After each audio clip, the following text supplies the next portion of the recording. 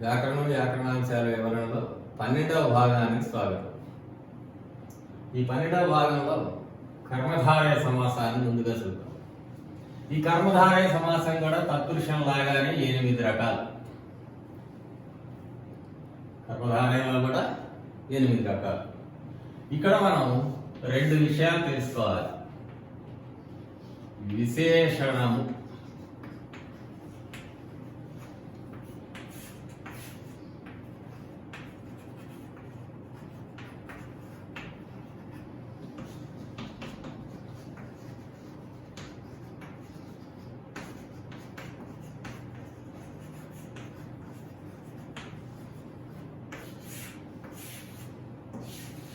ఇక్కడ ఎన్ని రాశాను?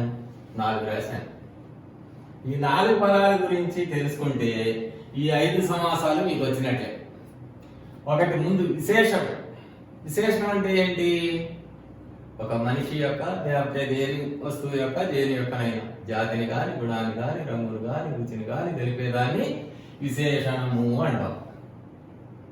సో ఇక్కడ ముఖ్యమైనది విశేషణము అంటే ఆ వస్తువు యొక్క ఒక గొప్పతనం, ఏదో రంగు కానీ రుచి కానీ గుణాన్ని కానీ ఏదైనా సరే ఒక విశేషమైన విషయాన్ని తెలిపేదాన్ని విశేషణము అంటాం. ఇక ఇది విశేష్యము, దీన్నే నామవాచకము అంటాం. నామవాచకం అంటే మీకు తేలిగ్గా అర్థమైపోతుంది కదా, దీన్నే విశేష్యము అంటాం. నామవాచకము కానీ విశేష్యము కానీ అంటే ఏముంటాయి? సమాసంలో పూర్వపదం ఉత్తరపదం ఉంటాయి కదా. విశేషణము నామవాచకం ఈ 2 పూర్వోత్తర పదాల్లో ఉంటాయి. ఇప్పుడు మీరు గమనించాల్సింది ఏంటంటే విశేషణం పూర్వపదంలో ఉందనుకోండి, విశేషణ పూర్వపద కర్మధారయ 2 పదాలు ఉన్నాయి కదా, పూర్వపదం ఉత్తరపదం. పూర్వపదంలో విశేషణం ఉంటే విశేషణ పూర్వపదం, ఉత్తర పదంలో విశేషణం ఉంటే విశేషణ ఉత్తర పద కర్మధారయ సమాసం. ఒకవేళ 2 కూడా విశేషణాలే అయి ఉంటాయి ఒక్కొక్కప్పుడు. పూర్వపదము ఉత్తరపదం 2 పదాలు కూడా విశేషణాలే అయి ఉంటాయి. అప్పుడు విశేషణ ఉభయ పద కర్మధారయ సమాసం. అది ఈ విశేషణము విశేషణము తెలుసుకుంటే ఇప్పుడు మీకు 3 సమాసాలు వచ్చేసినట్లయితే. అట్లాగే ఉపమానము ఉపమేయము. దీనికి సింపుల్ గా ఉపమేయము అంటే ఇక్కడ ఉన్నది ఒక అమ్మాయి ఇక్కడ ఉంది అనుకుందాం. ఇక్కడ లేనిది ఏ చందమామ ఉంది. నీ ముఖం ఈ అమ్మాయి చందమామ వలె ఉన్నది, మహాలక్ష్మి వలె ఉన్నది, మొహం బొగ్గు వలె ఉన్నది. ఇక్కడ ఉన్నది ఏమిటి? అమ్మాయి, మనిషి. నువ్వు ఏ దాన్ని చెప్తావో అది, దేన్ని వర్ణిస్తావో అది, అదే ఉపమేయం. ఇక్కడ లేనిది ఉపమానం. చందమామ ఇక్కడ లేదు కదా, అది హాఫ్ మూనో ఫుల్ మూనో ఏదో అని పెట్టుకోండి. ఆ చందమామ, లక్ష్మి, బొగ్గు వగైరా మీరు దేనితోటైతే ఒక మనిషిని పోలిస్తున్నారు, వర్ణిస్తున్నారు, ఇప్పుడు అలంకారాలు వచ్చినప్పుడు బాగా వస్తుంది క్లియర్గా. ఈ లేనటువంటి దాన్ని ఉపమానము అంటారు. సో ఇక్కడ ఉండేదేమో ఉపమేయం, లేనిదేమో ఉపమానం. అంటే మనం దేనితో పోలుస్తామో, దేనితో ఈ వర్ణించే వస్తువుకి పోలిక చెప్తామో ఆ వస్తువు ఉపమానము. ఆ ఉపమానం పూర్వపదంలో ఉంటే ఉపమాన పూర్వపదం, ఆ ఉపమానం ఉత్తర పదంలో ఉంటే ఉపమానం ఉత్తర పద కర్మధారయ సమాసం. అయితే ఇక్కడలాగా విశేషణ ఉభయం లాగా ఇక్కడ ఉపమాన ఉభయం ఉండదు. ఎవరిని వాళ్ళకే మనం పోలిక చెప్పలేం కదా. అందుకని కంపల్సరీగా ఒక నామవాచకం ఏదో ఒక వస్తువు ఏదో ఒకటి ఉంటుంది. ఇది దగ్గర సంబంధం. ఉపమేయము, నామవాచకము, విశేషము. దేంతో పోలిస్తామో అది ఉపమానం. ఇప్పుడు చూద్దాం.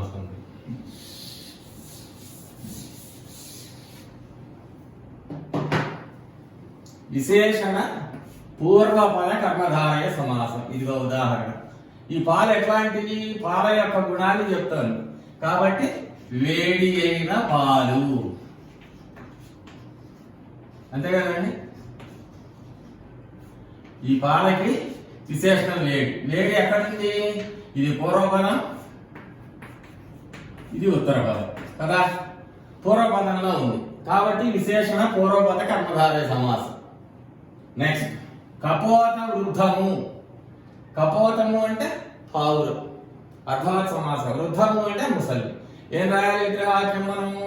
వృద్ధమైన కపోతము అంటే ముసలిదైన కపోతము.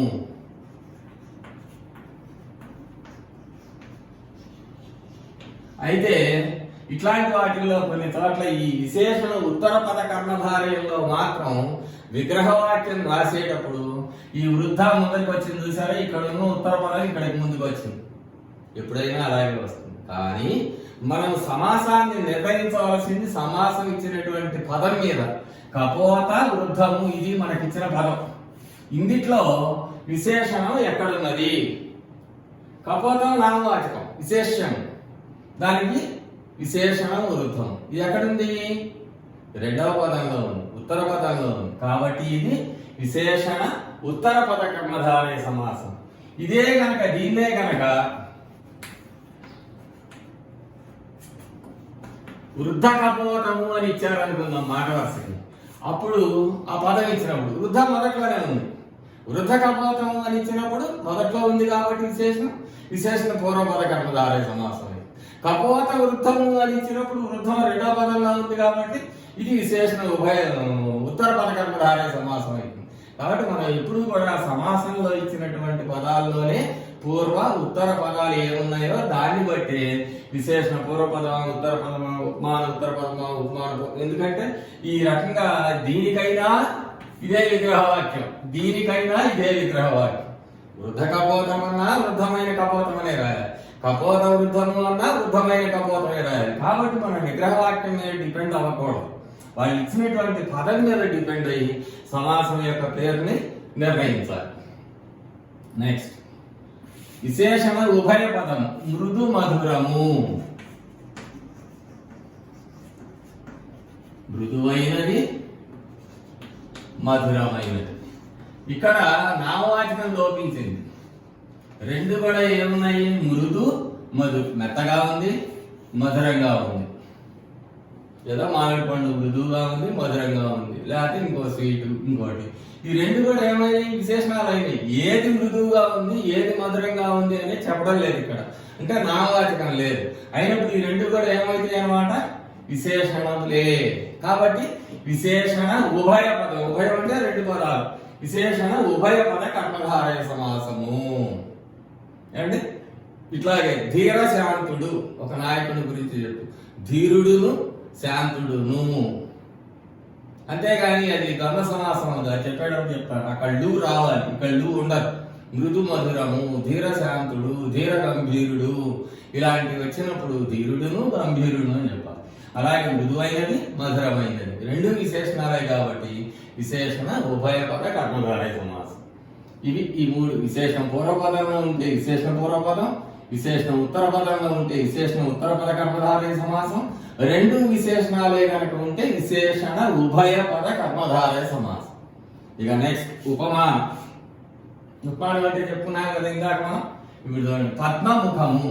ఇక్కడ కూడా విగ్రహ వాక్యాలు రెండు ఒకే రకంగా వస్తాయి. ముఖ పద్మం అన్నా పద్మముఖం అన్నా అలాగే వస్తుంది. కానీ మనం మాత్రం వాళ్ళు ఇచ్చిన పదం మీదనే డిపెండ్ అవ్వాలి. ఇందుట్లో అమ్మాయి ముఖం ఉంది, ముఖాన్ని దేంతో పోల్చారు? పద్మంతో పోల్చారు. ఏం రాయాలి మనం? పద్మము వంటి ముఖము. తర్వాత ఈ పద్మం అనేది ఉపమానం, ముఖం అనేది ఇక్కడ ఉంది ఉపమేయం. ఇది మనకు కావాల్సింది ఉపమానం ఎత్తుకోవాలి, ఇక్కడ విశేషణం ఎత్తుకోవాలి, ఇక్కడ ఉపమానం ఎత్తుకోవాలి. ఉపమానం ఎక్కడుంది? పద్మము మొదటి పదంలో ఉంది. కాబట్టి ఉపమాన పూర్వపద కర్మధారయ సమాసము. ఇది రెండోది. వదన కమలము. వదనము అన్నా కానీ ముఖమే. ఇక్కడ ఇది వస్తుంది అనమాట. మళ్ళా కమలము వంటి వదనము, అక్కడ ముఖం అన్నా ఇక్కడ వదనం అన్నా. విగ్రహవాక్యం అలాగే వస్తుంది, కానీ మనం దాన్ని ఇక్కడ పద్మం మొదటి పదంలో ఉంది, ఇక్కడేమో రెండవ పదంలో ఉంది. ఇట్లాగే ముఖ పద్మము అన్న, పద్మము వంటి ముఖం, కమలము వంటి ముఖం. ఇక్కడ వదనము నామవాచకం, ఇక్కడ ముఖము నామవాచకం ఉపమేయం. ఇక్కడ పద్మము, ఇక్కడ కమలము ఉపమేయం. ఇక్కడ పద్మము పూర్వపదంలో ఉంది, ఇక్కడ కమలం ఉత్తర పదంలో ఉంది. కాబట్టి ఇది ఉపమాన పూర్వపద కర్మధారయము, ఇది ఉపమాన ఉత్తర పద కర్మధారయ సమాసము. అది మీరు గుర్తుపెట్టుకోవాల్సిన విశేషణము విశేషం, ఉపమానము ఉపమేయం. ఈ రెండు వివరాలు బాగా తెలిస్తే ఆటోమేటిక్ గా విశేషణ పూర్వపదం, విశేషణ ఉత్తర పదం. విశేషణాలు రెండు ఉంటే విశేషణ ఉభయపదం. ఉపమానం పూర్వపదంలో ఉంటే ఉపమాన పూర్వపదం, ఉపమానం రెండవ పదంలో ఉంటే ఉపమాన ఉత్తర పద కర్మధారయ సమాసం. ఇప్పటికి 5 అయిపోయినాయి.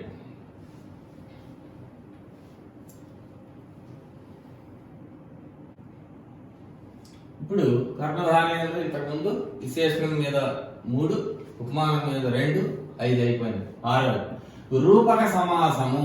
దీన్ని అవధారణ పూర్వపద అని కూడా అంటారు. రూపకం అంటే ఏంటంటే ఒక వస్తువు యొక్క ధర్మము వేరొక వస్తువు నందు ఆరోపించి చెప్పుట. ఒక వస్తువు యొక్క ధర్మము వేరొక వస్తువు నందు ఆరోపించి చెప్పుట. ఇది నేర్చుకుంటే రూపకాలంకారానికి కూడా ఇదే డెఫినేషన్ దాదాపుగా. అంటే ఉదాహరణ చూస్తే మీకు అర్థమైంది. సంసార సాగరము. అతడు సంసార సాగరము ఈదుతున్నాడు. ఏమి ఈదుతున్నాడు? సంసారమా సాగరమా? సాగరాన్ని ఈదుతున్నాడు అని చెప్తున్నాం. కానీ వాడు యాక్చువల్ గా ఈగేది సంసారం. అంటే సాగరం యొక్క లక్షణాన్ని సంసారంలో చెప్తున్నాడు. అనేది అనేది ఒకటి గుర్తుగా పెట్టుకుని, అనేది అనేది ఇందులో వస్తూ ఉంటుంది. సంసారం అనేది సాగరాన్ని ఇస్తున్నాడు. వాడు నిజంగా ఇదేది సంసారం, కానీ మనం చెప్తున్నది సంసార సాగరాన్ని ఇస్తున్నాడు అంటు. అట్లా అతడు విజయలక్ష్మిని చేపట్టాను అంటే విజయాన్ని చేపట్టాడు. లక్ష్మి అంటే సంపద అని. ఇక్కడ ఏమంటున్నాం మళ్ళా మనం? విజయం అనేది లక్ష్మి, అంతేగాని విజయలక్ష్మిని చేపట్టాను అంటే విజయలక్ష్మి అనే అమ్మాయిని చేపట్టాడు అని కాదు. కాబట్టి ఈ లక్ష్మి యొక్క లక్షణాలు విజయంలో, విజయం యొక్క లక్షణాలు లక్ష్మిలో. అట్లాగే సంసార లక్షణాలు సాగరంలో, సాగరం యొక్క లక్షణాలు సంసారంలో. అంటే ఒక వస్తువు యొక్క లక్షణాలు వేరొక వస్తువులో ఆరోపించి చెబితే దాన్ని రూపక సమాసము అంటాం. అంటే ఈ అవధారణ అందులోకి ఇందులోకి ఉంటుందన్నమాట. దీంట్లో మీరు సింపుల్ గా గుర్తుపెట్టుకోవాలంటే అనేది కనుక వస్తే దాదాపుగా 99% రూపక సమాసాలే అవుతాయి. సంసార సాగరము, సంసారం అనేది సాగరము. విజయలక్ష్మి, విజయం అనేది లక్ష్మి. ఇక నెక్స్ట్ 7వ సంభావన పూర్వపద కర్మధారయ సమాసం. సంభావన అంటే పిలవడం. సంభావన అంటే పిలవడం, సంజ్ఞ. సంభావన అంటే సంజ్ఞ. మీకు మనం లెక్కలో నేర్చుకునేటప్పుడు స్టార్టింగ్ లో ఉంటుంది సంజ్ఞామానము. అంటే అన్నిటికీ గుర్తులు, ప్లస్లు మైనస్లు ఇట్లా.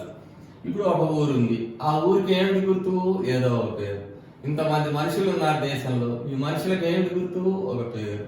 ఆ పేరే జాతికి కానీ, వ్యక్తికి కానీ, ఊరుకి కానీ, నదికి కానీ, దేనికైనా సరే జాతి, వ్యక్తి, ఊరు ఇట్లా దేనికైనా ఒక గుర్తు ఉంటుంది. మనం ఈ ఊళ్ళో ఉన్నాం, ఈ ఊరికి ఒక పేరు ఉంది కదా. కాబట్టి ఆ పేరు కనుక ఉంటే అంటే దాన్ని గుర్తించడానికి ఒక సంజ్ఞ, ఒక సైగ ఉంటే దాని సంభావన పూర్వపద కర్మధారయ సమాసము. ప్రజాపతులు ఎంతో మంది ఉంటారు, నగరములు ఎన్నో ఉంటాయి, నదులు ఎన్నో ఉంటాయి. వీటికి మనం గుర్తించాలి అంటే ఇది ఈ ప్రజాపతి, ఇది ఈ నగరం అని గుర్తించాలంటే ఒక పేరు కావాలి. ఆ పేరు ఉండేదే సంభావన పూర్వపద కర్మధారయ సమాసం. దక్ష ప్రజాపతి ఇక్కడ ఒకటే, కానీ ఇక్కడ అన్నిటి దగ్గర పేరు గల అని రాసుకోవాలి మనం. దక్షుడను అనేది ఎట్లాగైనా సరే పేరు గల ప్రజాపతి. ద్వారక అనేది పేరు గల, అను పేరు గల ఏదో ఒకటి నగరము. గంగా నది, గంగా అను పేరు గల నది. అంటే ఈ నదికి, నగరానికి, ప్రజాపతికి పేర్లు ఉన్నాయి. ఆ పేర్లు కనుక వచ్చి చెప్పేటువంటిది అదే భరత చక్రవర్తి. ఆ చక్రవర్తి పేరు భరతుడు అని పేరు గల చక్రవర్తి. కపిల మహర్షి, కపిలుడు అని పేరు గల మహర్షి. హైదరాబాద్ నగరం, హైదరాబాద్ అని పేరు గల నగరము. కాశీపట్టణం, కాశీ అని పేరు గల పట్టణము. ఇలా గనక వస్తే ఇవన్నీ కూడా సంభావన పూర్వపద కర్మధారయ సమాసములు. నెక్స్ట్ అండ్ లాస్ట్ ద్విగు. ద్విగువు అంటే సంఖ్యాపూర్వ ద్విగువు. సంఖ్య పూర్వపదంలో ఉంటే దాన్ని ద్విగు సమాసము అంటాం. ముల్లోకములు ఎలా విడదీస్తాము? 3 ప్లస్ లోకములు, సప్త ఋషులు. 3 సప్త అంటే సంస్కృతం 7. కాబట్టి చతుర్వేదములు, త్రిమూర్తులు ఇవన్నీ కూడా ఈ 3, 7, 4 అనే అంకెలు ఉన్నాయి. సంఖ్య పూర్వ ద్విగుహం. ఆ సంఖ్య ఎక్కడ ఉండాలి? పూర్వపదంలో ఉండాలి. అయితే మీరు ఒక చిన్న విషయం గుర్తుపెట్టుకోవాలి. ఇక్కడ లు ఉంది. లు ఉంటేనే ముక్కంటి అన్నాం అనుకో, 3 ప్లస్ కన్నులు కలవాడు. అది ముక్కంటిలో చివర లు లేదు. 3 ముందు ఉంది కదా అని చెప్పి సంఖ్యాపూర్వం చేయాలి. ద్విగు సమాసం కాదు, అది బహుళీ సమాసం అవుతుంది, తర్వాత వస్తుంది. ఇప్పుడు ముల్లోకములు ఇది కూడా అంతే. 3 సంఖ్య గల రాయాలి మనం. 3 లోకములు అని రాయకూడదు. 3 సంఖ్య గల అంటే ఆ సంఖ్య ఉంది కాబట్టి దిగు అని మనం నిర్ణయిస్తున్నాం కదా. కాబట్టి 3 సంఖ్య గల లోకములు, సప్త ఋషులు, 7 సంఖ్య గల ఋషులు. 7 ఋషులు అని రాయకూడదు. ఆ లోపించింది ఏదో మనం రాయాలి. సంఖ్య గల అని రాయాలి. సంఖ్యాపూర్వ ద్విగు. సంఖ్య గనక పూర్వపదంలో ఉన్నట్లయితే ద్విగు సమాసం. మళ్ళీ ఒకసారి చూడండి.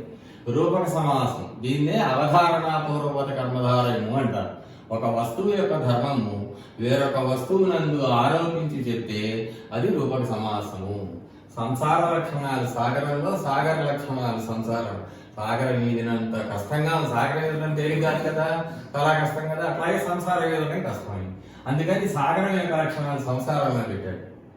సంసారాన్ని ఈదడం ఎంత కష్టమో సాగరాన్ని ఈదడం అంత కష్టం. కాబట్టి ఆ రెండికి అవినాభావ సంబంధం. భేదం ఉంటుంది కానీ లేనట్లు చెప్తాం. భేదం ఉన్నా లేనట్లు చెప్తాం. ఇదొక అర్థం. ఒక దాని లక్షణాలు ఇంకో దాంట్లో ఆరోపించుకోవడం అని ఎలా చెప్పుకున్నామో ఇంకో అర్థం కూడా చెప్పుకోవచ్చు. ఆ రెండికి భేదం ఉన్నా కానీ లేనట్టు చెప్తున్నాం కదా. విజయము, లక్ష్మి రెండు వేరు. కానీ ఆ రెండికి భేదం లేకుండా విజయం అనే లక్ష్మి, అట్లా సంసారం అనేది సాగరము.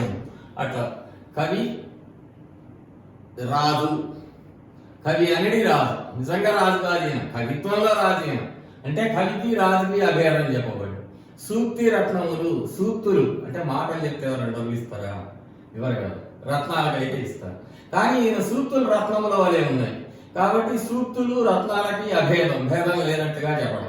సూక్తుల యొక్క లక్షణాలు రత్నాల్లో, రత్నముల యొక్క లక్షణాలు సూక్తుల్లో ఆరోపించి చెప్పబడినది. ఇప్పుడు చెప్పినవన్నీ కూడా రూపక సమాసాలు. నెక్స్ట్ సంభావన పూర్వపదం. సంభావన అంటే సంజ్ఞ, సంజ్ఞ అంటే గుర్తు. ఆ ఊరికి, నగరానికి, జాతికి, నదికి, ప్రతిదానికి కూడా గుర్తు పెట్టుకోవడానికి ఒక పేరు పెడతాం.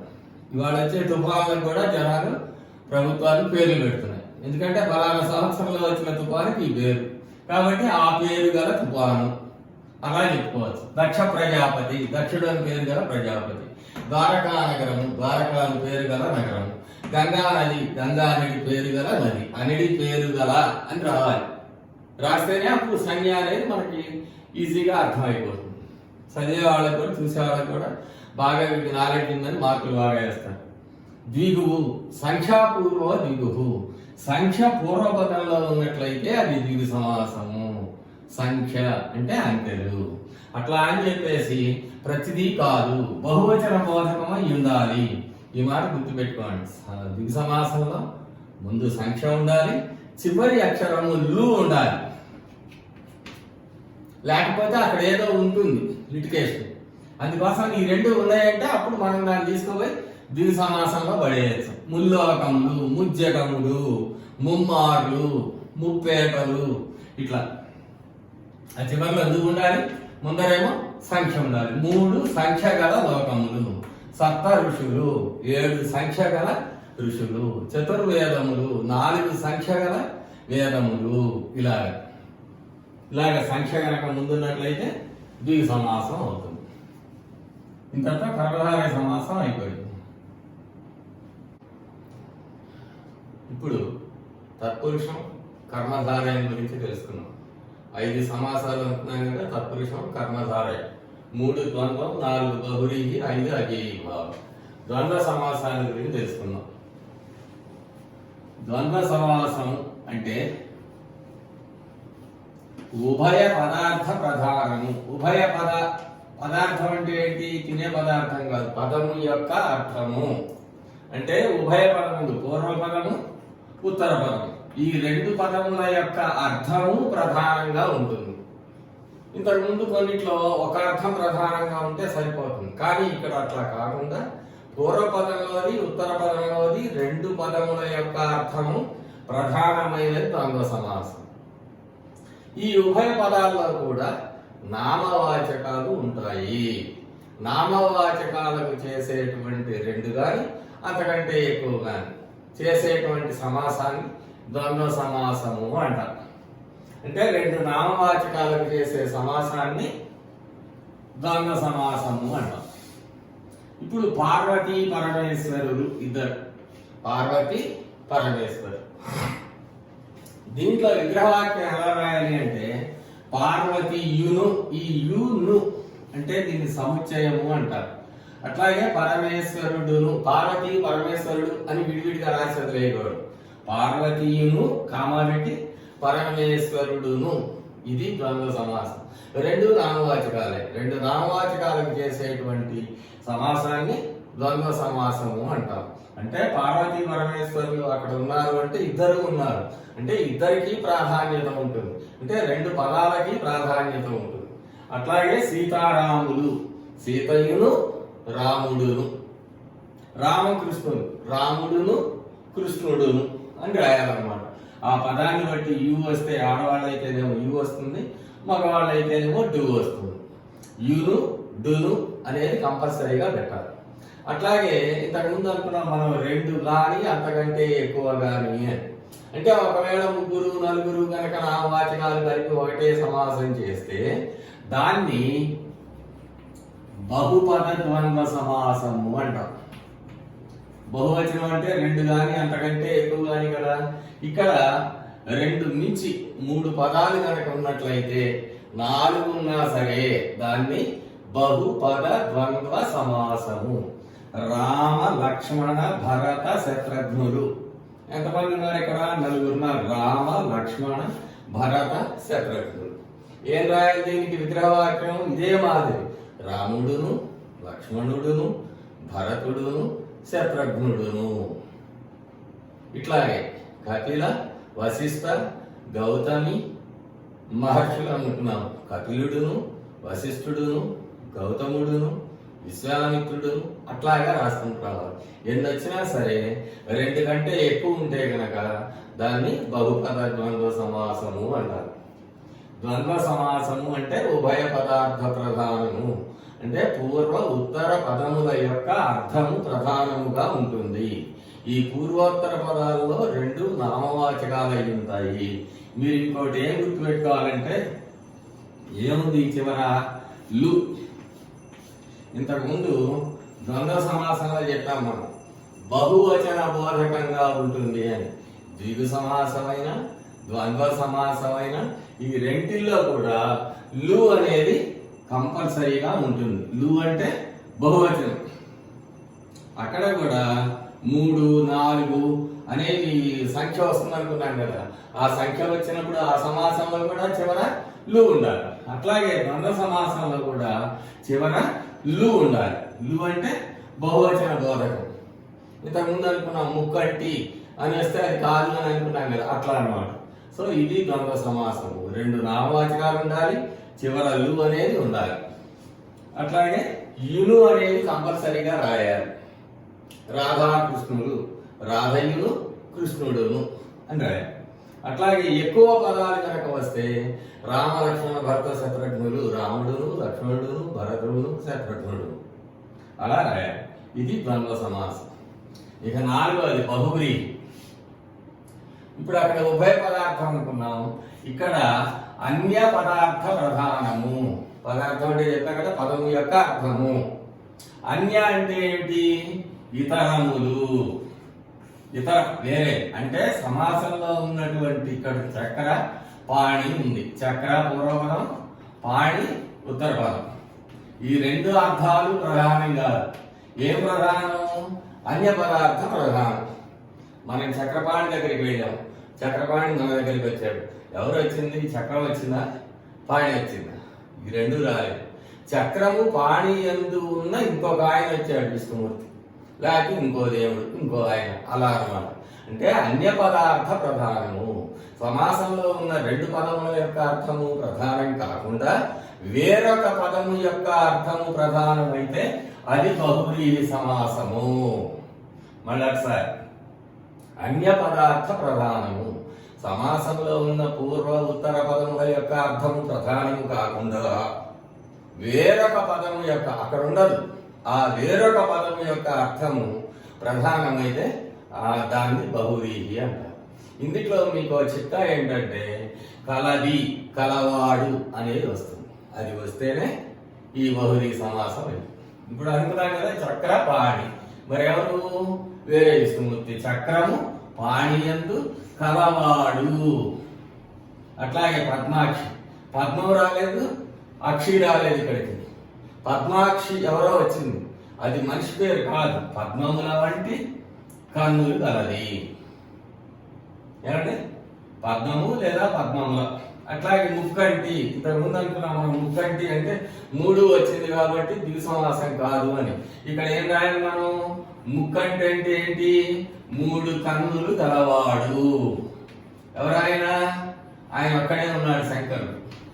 సో ఈ మూడు కాదు, ఈ కంటి కాదు మన దగ్గరికి వచ్చింది, మనం చూసింది. ఎవరైనా మూడు కన్నులు గలవాడు, అన్య పదార్థ ప్రధానం, శివుడు ఆయన. కాబట్టి దీన్ని బట్టి మీకు ఏమర్థమైంది? ఉభయ పదాల యొక్క అర్థము ప్రధానం కాకుండా అన్య పదము యొక్క అర్థం ప్రధానమైతే అది బహువ్రీహి. అట్లాగే పద్మనాభుడు, పద్మము నాభియందు గలవాడు. ఎక్కడైనా సరే కలవాడు, గలది అవి గనక వస్తే అది బహువ్రీహి సమాసం. పద్మము నాభియందు గలవాడు, మూడు కన్నులు గలవాడు, పద్మము వంటి కన్నులు గలది, చక్రము పాణియందు గలవాడు. ఇట్లాగా కలది, కలవాడు వస్తే బహువ్రీహి అని జనరల్గా చెప్తుంటారు. సూత్రం అయితే ఇది అన్య పదార్థ ప్రధానము. అన్య పదము అంటే సమాసంలో ఉన్న పూర్వ ఉత్తర పదములు రెండు కాకుండా వేరొక పదము యొక్క అర్థము ప్రధానమైతే అది బహువ్రీహి సమాసము. ఉదాహరణ చక్రము పాణి, చక్ర పాణి. ఇక్కడ చక్రము పాణి ఈ రెండు అర్థాలు ప్రధానం కాకుండా విష్ణుమూర్తి అనేది ప్రధానం. సుదర్శనధారి, సుదర్శనము ధరించిన వాడు. ఎవరు? వేరే, సుదర్శనం కాదు, ధారి కాదు ఇక్కడ ప్రధానం. సుదర్శనము ధరించిన విష్ణుమూర్తి ప్రధానం. కాబట్టి అలా అన్నమాట. పద్మముల వంటి, పద్మము వంటి కన్నులు గలది. అట్లా చంద్రముఖి, చంద్రుని వంటి ముఖము గలది. అట్లాంటివన్నీ కూడా ముక్కంటి, మూడు కన్నులు గలవాడు. పద్మనాభుడు, పద్మము నాభియందు గలవాడు. ఇవన్నీ కూడా బహువ్రీహి సమాసం. ఇక ఐదవ చివరి అవ్యయీభావ సమాసం. అవ్యయము అంటే మనం ఇంతకు ముందు తెలుసుకున్నాం, లింగవచన విభక్తులు లేనిది అవ్యయం. ఇక్కడ పూర్వపదము అవ్యయముగా ఉంటున్నది. పూర్వపదం అంటే సమాసంలో పూర్వపదం అవ్యయంగా ఉంటుంది. జనరల్గా మనకు యథా, అను, ప్రతి ఇలాంటి పదాలు వస్తూ ఉంటాయి. ఈ పూర్వపదము అవ్యయంగా ఉంటే దీన్ని అవ్యయీభావ సమాసము అంటారు. ఉదాహరణ యథావిధి, యథాశాస్త్రము, యథాకాలము, యథా ప్రకారము, ఇలాంటి వీటన్నిటికి కూడా ఒకటే. ఈ యువత ఉండే పదాన్ని ఇక్కడ పెట్టి దానికి రెండు ఏదైనా రాయొచ్చు. విధిని అతిక్రమింపక, విధిని అనుసరించి. యథావిధి అన్నాం కదా, విధిని అతిక్రమింపక అంటే ఇంకోటి కూడా విధి ఎట్లో అట్లు అంటే యాజ్ పర్ ది రూల్ అన్నట్లు అన్నమాట. ఈ మూడిట్లో ఏదైనా రాయొచ్చు. విగ్రహవాక్యం విధిని అతిక్రమింపక, విధిని అనుసరించి, విధి ఎట్లు. యథాకాలము సేమ్, కాలమును అతిక్రమింపక, కాలమును అనుసరించి, కాలము ఎట్లో అట్లు. యథాశాస్త్రం అన్నాం అనుకోండి, శాస్త్ర ప్రకారంగా అంటే శాస్త్రమును అతిక్రమింపక, శాస్త్రమును అనుసరించి, శాస్త్రము ఎట్లో అట్లు. రూల్ ఎట్లా ఉంటే శాస్త్రంలో ఎట్లా ఉంటే అట్లా చేయటం. యథా ప్రకారము, ప్రకారము ఎట్లో అట్లు. ఇంకా ఇంకోటి అనుదినము అనేవి వస్తూ ఉంటాయి, ప్రతిరోజు. దీనికి ఇలా రాయాలి,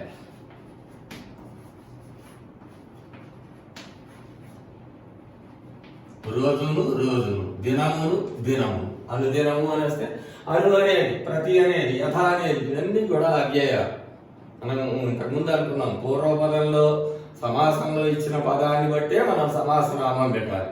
పూర్వపదంలో అవ్యయం ఉంటేనే అవ్యయీభావ సమాసం. సో యథావిధి, విధిని అతిక్రమింపగా విధిని అనుసరించి, విధి ఎట్లో అట్లు, యథా ప్రకారం ఉన్నా, యథాకాలం ఉన్నా, యథాశాస్త్రం ఉన్నా, అన్నిటికీ ఇట్లా ఈ 3 రకాల విగ్రహ వాక్యాల్లో ఏదైనా రాయవచ్చు, ఏదైనా కరెక్టే. అనుదినము, దినమును దినమును అంటే డైలీ అన్నట్లు. ప్రతిరోజు, దాని విగ్రహవాక్యం అంటే ఏంటి? ఉపదేశి చెప్పడమే కదా. అది ప్రతిరోజు, రోజును రోజును, ఇది అవ్యయీభావ సమాసం. ఇంతతో సమాసాలు అయిపోయాయి. తర్వాత భాగంలో మరొక అంశాన్ని చూద్దాం.